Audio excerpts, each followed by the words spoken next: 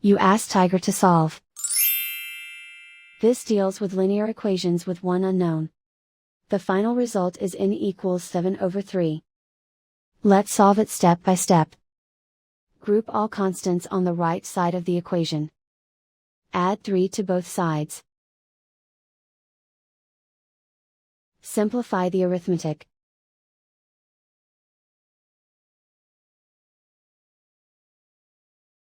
Isolate the n.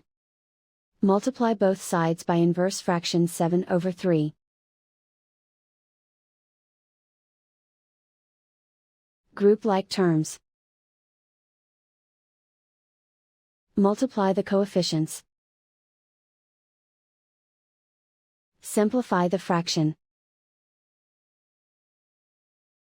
Remove the ones. And so the final result is n equals 7/3.